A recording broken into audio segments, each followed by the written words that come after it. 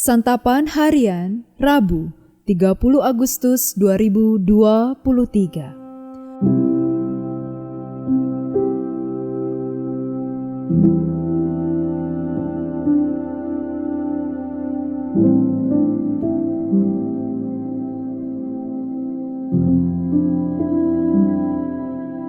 Inilah program Santapan Harian, sebuah program yang mengajak Anda menelusuri isi Alkitab, agar Anda menemukan makna firman Tuhan sesuai dengan konteksnya. Santapan Harian tertuju bagi Anda yang ingin memiliki kehidupan rohani yang segar, kuat, dan sigap. Hari ini kita akan membaca 1 Tawarik pasalnya yang ke-29, ayat yang pertama hingga ayatnya yang ke-19. Namun sebelumnya, mari kita berdoa. Firman-Mu adalah indah dan benar. Firman-Mu menghidupkan kami. Kini kami berserah kepadamu untuk mendengarkan keajaiban sabda-Mu. Di dalam nama-Mu, Kristus Yesus, kami berdoa. Amin. 1 Tawarik 29 ayat 1-19. Berkatalah Raja Daud kepada segenap jemaah itu, Salomo anakku yang satu-satunya dipilih Allah adalah masih muda dan kurang berpengalaman. Sedang pekerjaan ini besar, sebab bukanlah untuk manusia bait itu, melainkan untuk Tuhan Allah. Dengan segenap kemampuan aku telah mengadakan persediaan untuk rumah Allahku, yakni emas untuk barang-barang emas, perak untuk barang-barang perak, tembaga untuk barang-barang tembaga, besi untuk barang-barang besi, dan kayu untuk barang-barang kayu. Batu permata syoham dan permata tatahan, batu hitam dan batu permata yang berwarna-warna, dan segala macam batu mahal-mahal dan sangat banyak pualam. Lagi pula oleh karena cintaku kepada rumah Allahku, maka sebagai tambahan pada segala yang telah kusediakan bagi rumah kudus, aku dengan ini memberikan kepada rumah Allahku dari emas dan perak kepunyaanku sendiri. 3.000 talenta emas dari emas Ofir dan 7.000 talenta perak murni untuk menyalut dinding ruangan, yakni emas untuk barang-barang emas dan perak untuk barang-barang perak dan untuk segala yang dikerjakan oleh tukang-tukang. Maka siapakah pada hari ini yang rela memberikan persembahan kepada Tuhan? Lalu para kepala puak dan para kepala suku Israel dan para kepala pasukan 1.000 dan pasukan 100 dan para pemimpin pekerjaan untuk raja menyatakan kerelaannya. Mereka menyerahkan untuk ibadah di rumah Allah 5.000 talenta emas dan 10.000 dirham, 10.000 talenta perak dan 18.000 talenta tembaga serta 100.000 talenta besi. Siapa yang mempunyai batu permata menyerahkannya kepada Yehiel, orang Gerson itu, untuk perbendaharaan rumah Tuhan. Bangsa itu bersukacita karena kerelaan mereka masing-masing, sebab dengan tulus hati mereka memberikan persembahan sukarela kepada Tuhan. Juga Raja Daud sangat bersukacita. Lalu Daud memuji Tuhan di depan mata segenap jemaah itu. Berkatalah Daud, "Terpujilah Engkau ya Tuhan Allahnya Bapa kami Israel, dari selama-lamanya sampai selama-lamanya. Ya Tuhan, punyamulah kebesaran dan kejayaan, kehormatan, kemasyuran, dan keagungan. Ya, segala-galanya yang ada di langit dan di bumi. Ya Tuhan, punyamulah kerajaan, dan Engkau yang tertinggi itu melebihi segala-galanya sebagai kepala. Sebab kekayaan dan kemuliaan berasal daripadamu, dan Engkaulah yang berkuasa atas segala-galanya. Dalam tangan-Mulah kekuatan dan kejayaan. Dalam tangan-Mulah kuasa membesarkan dan mengokohkan segala-galanya. Sekarang ya Allah kami bersyukur kepadamu dan memuji nama-Mu yang agung itu.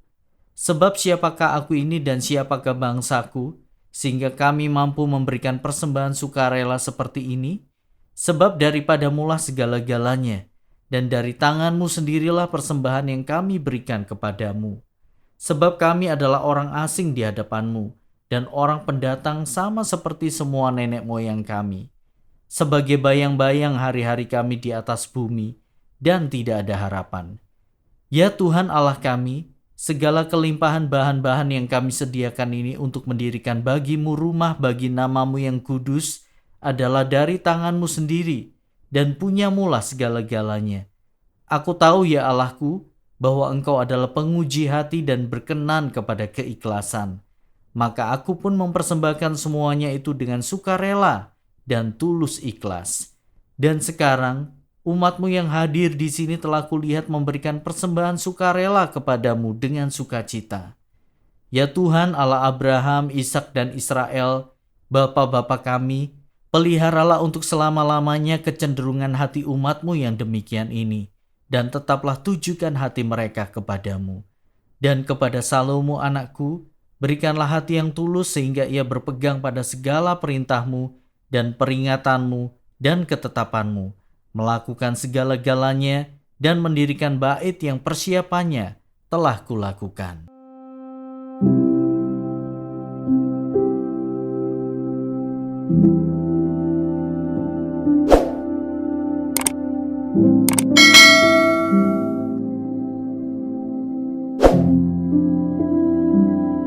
Sahabat santapan harian, ada kalanya persembahan diberikan dengan konsep yang salah. Kita berpikir bahwa yang kita berikan kepada Tuhan merupakan sesuatu yang berasal dari diri kita, karena apa yang telah kita capai atau hasilkan. Namun, renungkanlah kembali. Adakah sesuatu yang sepenuhnya bersumber dari diri kita sendiri? Bukankah segala sesuatu bersumber dari Tuhan? Dari awal perikop ini, Daud dengan jelas menuliskan bahwa tujuan pembangunan bait Allah adalah untuk Tuhan, bukan untuk manusia. Segala sesuatu yang telah ia rancang dan persiapkan untuk pekerjaan besar pembangunan rumah Tuhan adalah untuk Tuhan semata-mata. Bahkan Daud juga dengan penuh kerelaan mempersembahkan harta benda kepunyaannya sendiri untuk Tuhan melalui pembangunan bait Allah tersebut. Setelah memberi teladan, Daud menantang umat Israel untuk mempersembahkan juga harta benda mereka. Hasilnya adalah banyak yang mempersembahkan harta bendanya dengan sukarela, sehingga mereka dipenuhi dengan sukacita. Berulang kali dalam nyanyian pujiannya, Daud menyebutkan bahwa segala sesuatu berasal dari Tuhan, bahkan merupakan kepunyaan Tuhan sendiri. Ia menyadari bahwa apa yang mereka persembahkan kepada Tuhan pada dasarnya berasal dari Tuhan. Segala sesuatu yang mereka punya merupakan berkat dan anugerah Tuhan dalam kehidupan mereka. Karena itu, ketika mereka mempersembahkan kembali harta benda kepada Tuhan, mereka melakukannya dengan sukarela dan sukacita. Motivasi persembahan yang membedakan iman Kristen dengan konsep amal adalah kesadaran bahwa semua yang ada di dunia ini adalah milik Tuhan yang dipercayakan kepada manusia. Orang yang menyadari anugerah Tuhan dan mengakui bahwa segala sesuatu berasal darinya, pasti tergerak untuk memberikan persembahan yang terbaik bagi Tuhan. Jadi, persembahan kepada Tuhan haruslah disertai dengan pengakuan diri bahwa kita adalah umat milik-Nya dan Dia adalah Tuhan yang memegang hidup kita. Mari kita berdoa. Ya Tuhan, kami tahu tiada yang kami miliki adalah karena usaha kami sendiri. Segalanya itu milik-Mu. Tolonglah kami untuk rela menerima pemberian-Mu dan rela melepaskan apa yang hendak Engkau ambil. Kuatkanlah iman kami. Dalam dekapan kasih-Mu Kristus, kami berdoa. Amin.